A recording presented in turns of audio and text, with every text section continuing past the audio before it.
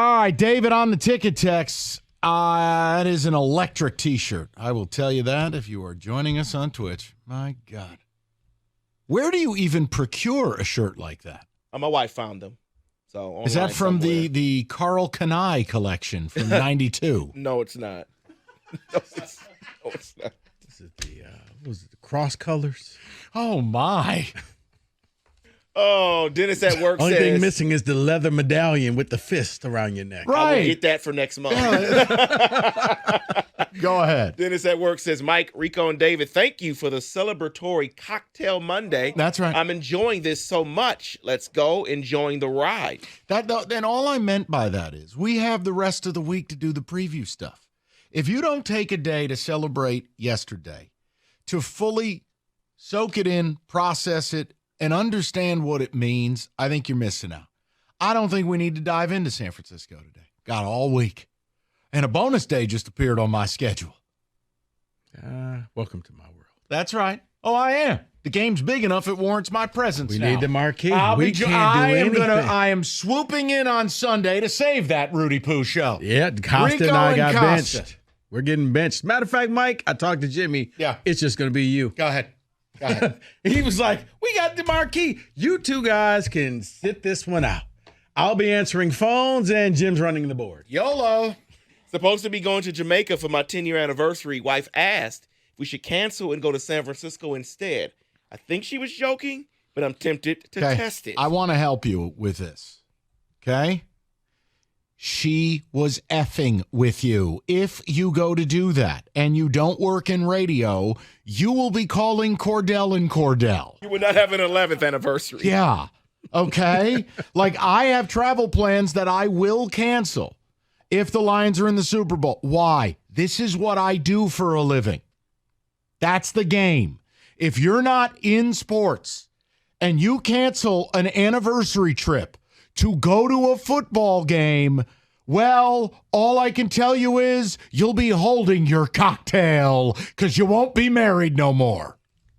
I don't think you can say that, but okay. What? It's in a Dixie cup. You'll be holding a cocktail. You won't be holding her hand. Okay. You're single. Okay. Cocktail. Well, speaking of being single, this guy texts in and says, I'm a married guy here. Today I'm drinking doubles and thinking single. Go Lions. All righty. Okay. I'm Joseph Cordell. I mean. Just make that phone call, sir. Calling him and calling Adam right after. Yeah, I was going to say you might want to have a few people on speed dial sending ticket texts like that to a radio station. Good heavens. AB in Howell says, absolutely, it's a cocktail Monday. Waited too long for this. Cheers to Dan Campbell, Brad Holmes, and the Lions brass for this moment. And look, it's the whole thing I've been saying for a year. You're going to win the division, win a home playoff game. It's because you're built right. It's not sizzle, it's steak. You win up front. Now, I mean, okay, please do not take this the wrong way. Unless you're soft as Charmin, you won't. But I can see a window. This team is a hell of a lot better next year. See, this isn't the finished product. Next year, after I add a lead corner, next year after I give Aiden Hutchinson a bookend pass rusher, or God forbid, someone where I can give Aiden a rest. Do you know how much better this team could be? See, I would say, or if you took second or third round draft picks and actually got some depth on the offensive line. Sure, you just keep building. Because as you see your guys are breaking down, that you have that next center already on the team. They can be a lot better next year. This isn't the finished product. This right here, yeah, I do. I hesitate to say it's a year. If they made the Super Bowl this year ahead of schedule. No doubt. But I always expected them to win the division and win a playoff game. The only thing about next year, and we'll get to those shows later, is... No, let's do them right now. Okay. Who do you want in the third round? Mock draft 17.6. No, it's not even the mock draft. This is where Holmes and Campbell are really going to earn their money coming out and finding new coordinators. Do you stay with people on your staff? Do you go out and bring some people in? We saw with the Eagles, it all fell apart.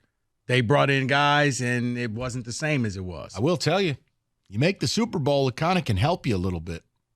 People are going to be less inclined to hire your coordinators. I don't want to wait so damn long. See, I've never understood that because it's not like where are you going? Hey, we have important OTA meetings. Right. It's like, What's going to happen between now and We got a 3 weeks football from banquet. now? Yeah, I don't know. Or just hire him and say, okay, you know what? You're going to be our guy, but That's the other piece of news. We're not doing a topic on it, but the latest odds are out.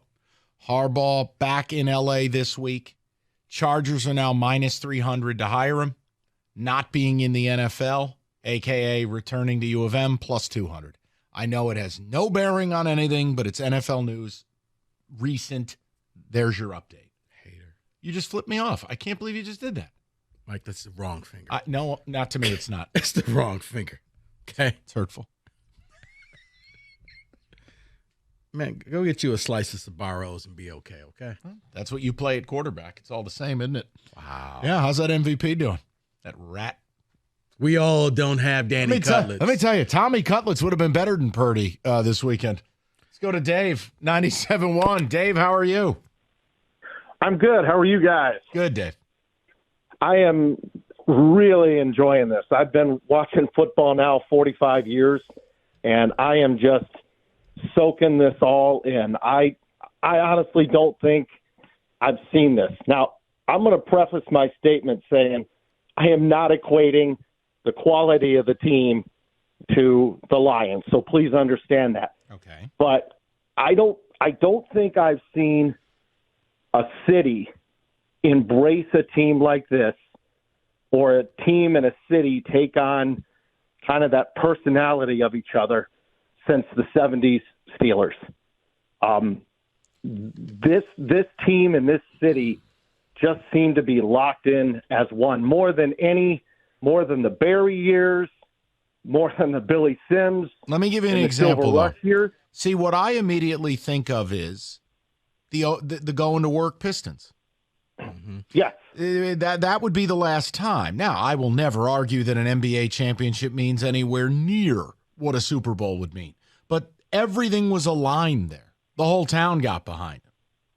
Yeah. Ben Wallace got turned into a folk hero. Tayshaun Prince. We all know what the Tayshaun is. As far as football goes, I don't think I've seen anything like it. You haven't. You've been given no success.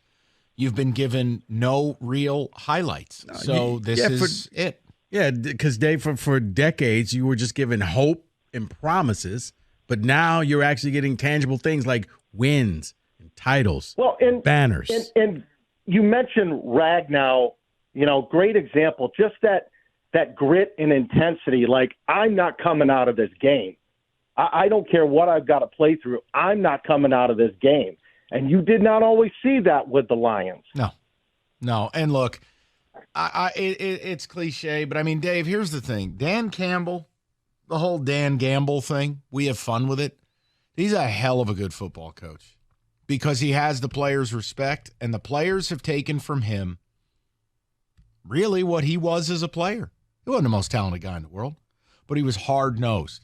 Played for my Giants, played for the Cowboys, played for your Lions. Yeah, you weren't going to outwork him. No, he was just a hard-nosed player, and that's the element he brings to this. They believe in him. He keeps telling them, you're built for this. They are. They're a tough football team, and they're together. And it's a lot like while Michigan wasn't the most talented team in America, they were the most together They played team. together. They were the most dangerous.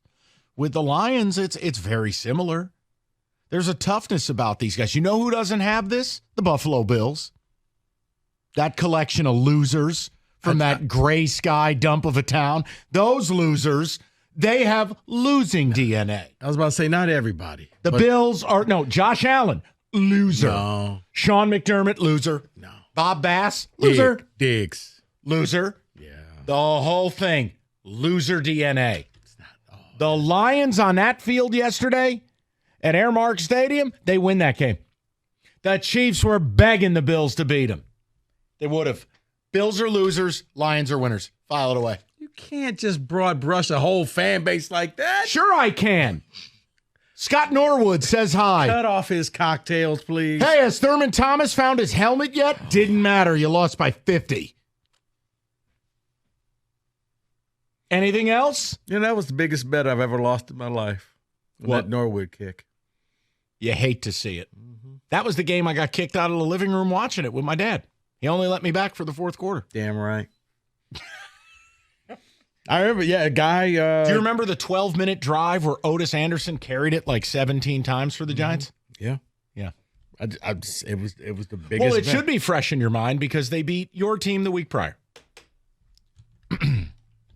All you had to do was run out the clock. I can't believe Roger Craig fumbled. Hate to see it. You know what? It's times like this that I realize, Mike, I just want to spend more time with you for the next couple weeks. Well, good. And I hope that we do. Me too.